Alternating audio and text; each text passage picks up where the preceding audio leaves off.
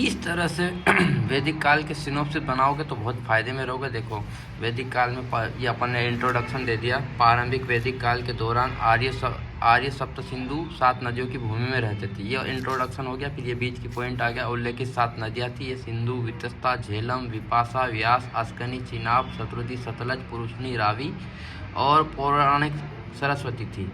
ये दे दो, इसकी संरचना दे दो। संरचना देखो, पूर्व वैदिक काल और उत्तर वैदिक काल। सामाजिक जीवन, अब ये अंतर है, मतलब अंतर है ये। पूर्व वैदिक काल में क्या था, उत्तर वैदिक काल में था। तो पूर्व वैदिक काल में स्त्रियों का महत्व था, उत्तर वैदिक काल में स्त्रियों का महत्व कम हो गया।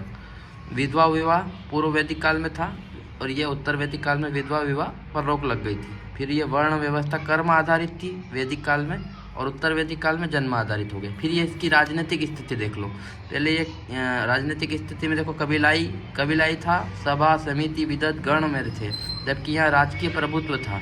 यहाँ कबीला था, यहाँ जनपद का निर्माण हो गया था, मतलब उत्तर वैदिक काल में।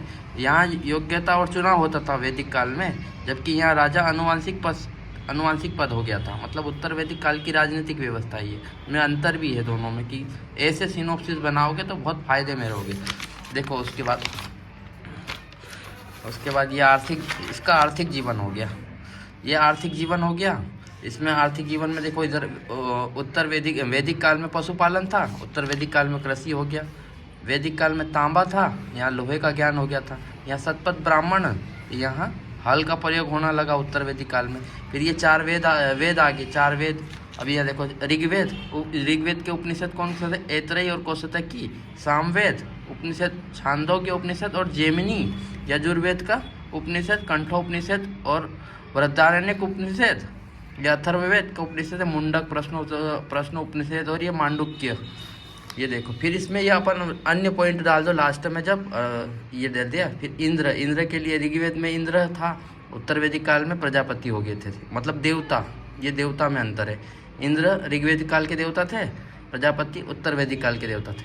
वैदिक काल में 16 संस्कार प्रचलित थे, उत्तर वैदिक काल में 16 संस्कार प्रचलित थे। उत्तर वैदिक काल में षड दर्शन का उदय भी हुआ था। जाबालो उपनिषद में 4 आश्रमों का उल्लेख मिलता है, ये भी है। और सबसे प्राचीन ब्राह्मण कृष्ण यजुर्वेद ब्राह्मण, ये हो गया। उसके बाद यहाँ देखो, ये पुनर्जन्म का उल्लेख था वैदिक काल में, और यह उत्तर वैदिक काल में शतपथ और उसका वेदांग थे, शिक्षा, कल्प, व्याकरण, निरुक्त, छंद, ज्योतिष्य। ये विशेष पॉइंट लास्ट में अपन ने डाला, या करंट का पॉइंट डाल दो या विशेष पॉइंट डाल दो। ऋग्वेद में सर्वाधिक बार पिता शब्द का उल्लेख हुआ था, 335 बार। ये विशेष पॉइंट है। तो नंबर चेक करने वाला काफ़ी है। एकदम सिनॉप्सिस ऐसे बनाओ कि जल्दी से अपने को अंतर सब याद हो जाए। नोट्सों को ऐसे मतलब कम शब्दों में लिखो कि उत्तर वैदिक काल पूरा एकदम डिटेल में नहीं जा रहा हो। अब ये देखो, मस्त, कितने मस्त से लग रहे हैं। देखो